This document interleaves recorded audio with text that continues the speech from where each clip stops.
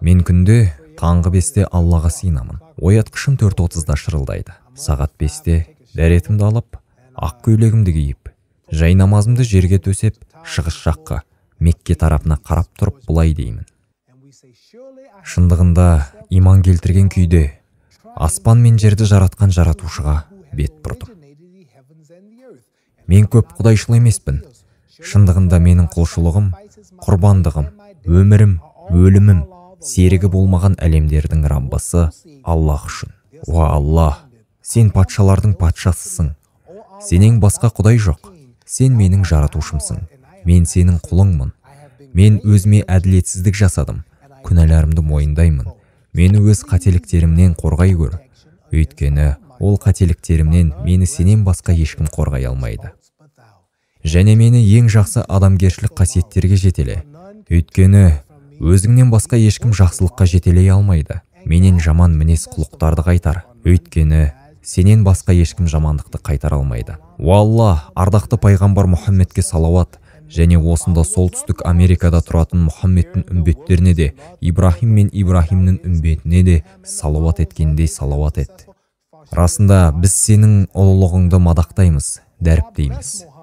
Уа Алла, Мұхаммедті жарылқа және оның солтүстік Америкада тұратын ізбасарларын, Ибрахимді және Ибрахимнің үмбетін жарылқағаныңдай жарылқа.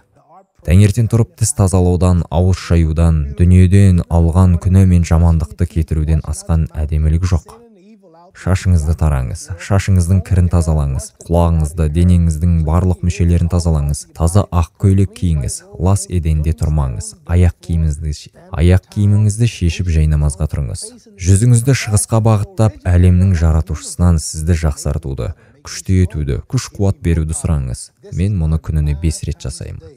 Ұйықтар алдында да міндетті түрде дәрет алып, аузымды шайып, намазымды оқып жатамын. Солай таңғы сағат 5:00-де бұл қайтадан жалғасып, қайта намазға тұрамын. Мен Фрейзермен бірінші жекпе-жекте олай істемедім, және Нортонмен бірінші жекпе-жекте намаз оқымадым.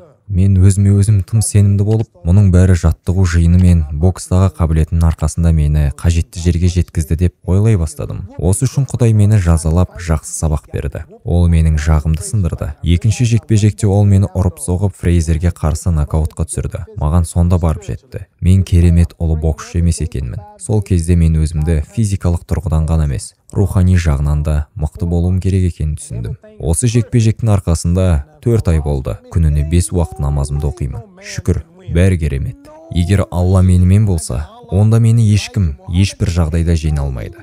Ешбір адам, ешбір жағдайда жеңе алмайды. Ешқашан.